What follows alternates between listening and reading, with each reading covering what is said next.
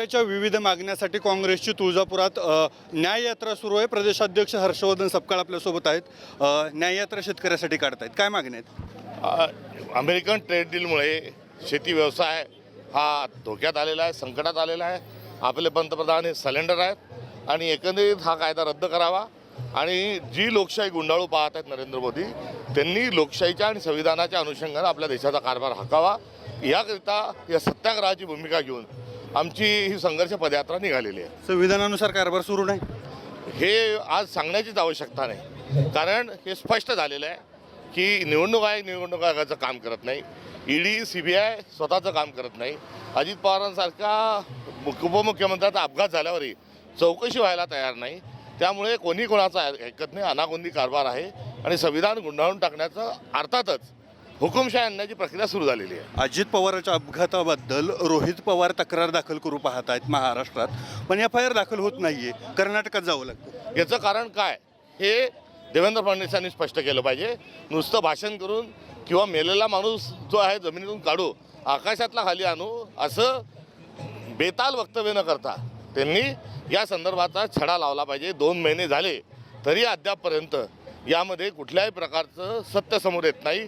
हे यातच सर्व काही आलेलं आहे. देवेंद्र फडणवीस गृहमंत्री म्हणून किंवा गृहविभाग म्हणून सांभाळण्याला सक्षम वाटत नाहीये. ते या महाराष्ट्राचे गृहमंत्री असणं आणि एकंदरीत सर्व जो कारभार आहे तो घाशीराम कोतवाल सारखा आहे.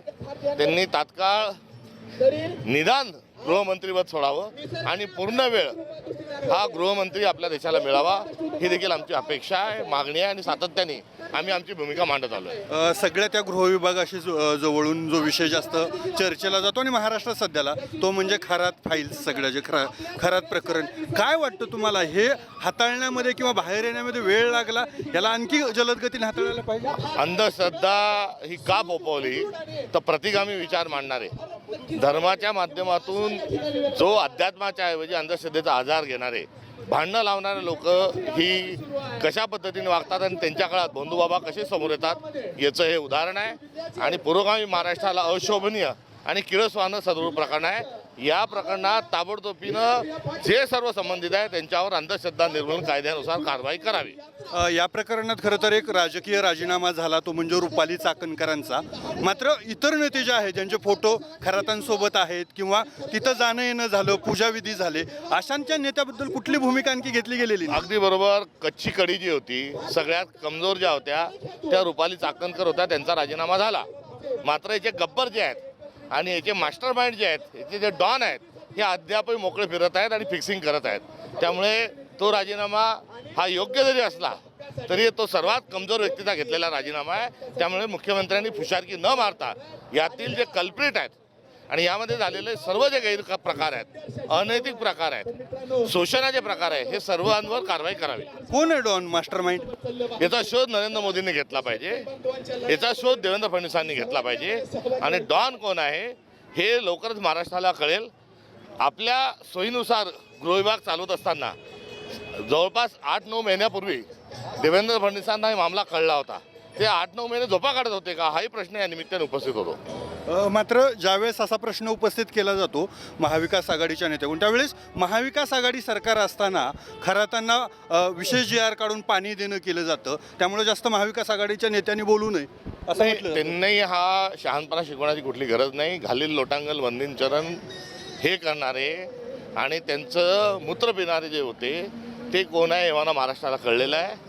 आणि या संदर्भामध्ये पक्षीय भूमिका कोणी घेण्याची गरज नाही.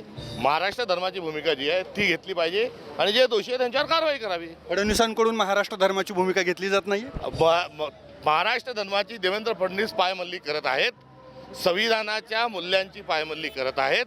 त्यांना संविधान गुंडाळून ठेवायचं आहे आणि बंच ऑफ थॉट अर्थात मनुस्मृतीनुसार राज्य चालवायचं आहे.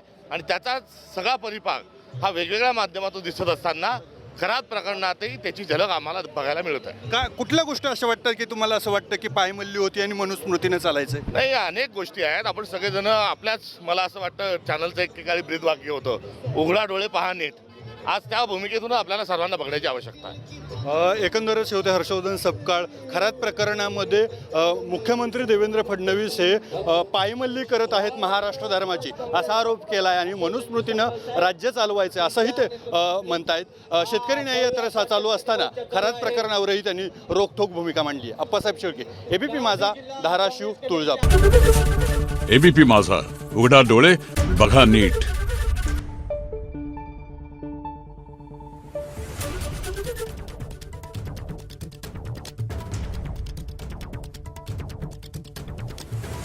Thank you.